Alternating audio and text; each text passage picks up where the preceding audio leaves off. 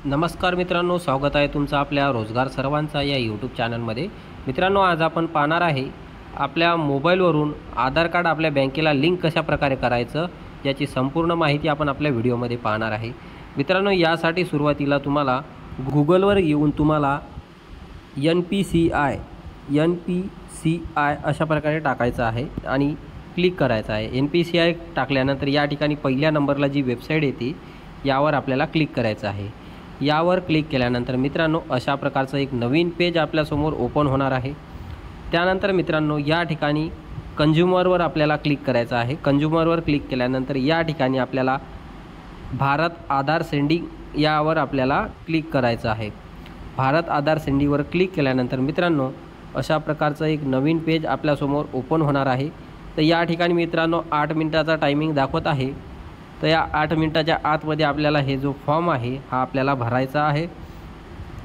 या ठिकाणी सुरुवातीला आधार कार्ड नंबर आहे तो आपल्याला या ठिकाणी टाकायचा आहे।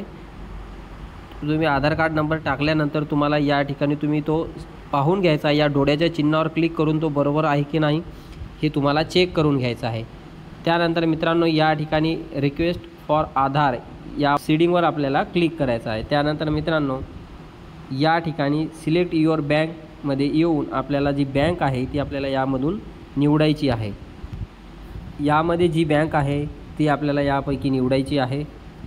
त्यानंतर मित्रांनो या ठिकाणी सीडिंग टाईपमध्ये आपल्याला फ्रेश सीडिंग यामध्ये आपल्याला क्लिक करायचं आहे। त्यानंतर या ठिकाणी आपल्याला आपला जो अकाउंट नंबर आहे बँकेचा अकाउंट नंबर तो आपल्याला या ठिकाणी टाकायचा आहे आणि तो सुद्धा आपल्याला या ठिकाणी डोळ्याच्या चिन्हावर क्लिक करून तो बरोबर आहे का नाही हे आपल्याला चेक करायचं आहे।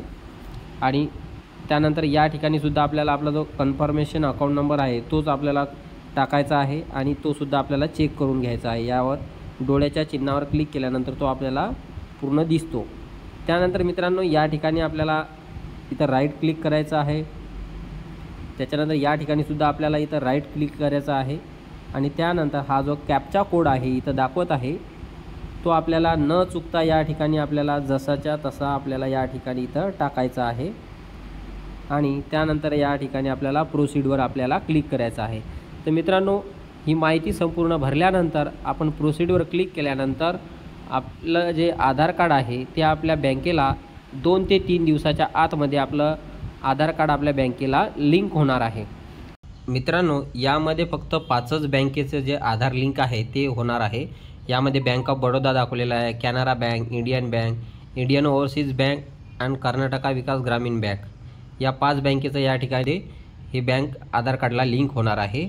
आणि याच्या व्यतिरिक्त जर तुमची बँक असेल तर त्यासाठी मी तुम्हाला आपल्या रोजगार सर्वांचा या टेलिग्राम चॅनलवर एक PDF देत आहे। तो PDF भरून तुम्हाला मित्रांनो हा आधार लिंकिंगचा फॉर्म आहे हा तुम्हाला भरून तुम्हाला तुमच्या जी बँक आहे त्या बँकेमध्ये जाऊन हा तुम्हाला जमा करावा लागतो। हा तुम्ही जमा केल्यानंतर तुमचं जे आधार कार्ड आहे ते तुमच्या बँकेला लिंक होणार आहे आणि याची जी PDF आहे हे मी तुम्हाला आपल्या रोजगार सर्वांचा या टेलिग्राम चॅनलला देत आहे।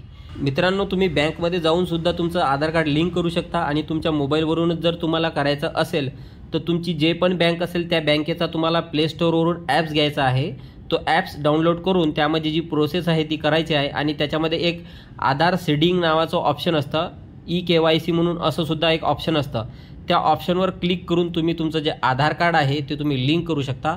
2 ते 3 दिवसामध्ये तुमचं जे आधार कार्ड आहे ते लिंक होणार आहे। मित्रांनो तुम्हाला माझा व्हिडिओ कसा वाटला हे तुम्ही मला कमेंट बॉक्सद्वारे लिहून कळवा। तुम्हाला माझा व्हिडिओ आवडल्यास लाईक करा, शेअर करा व सबस्क्राईब करा।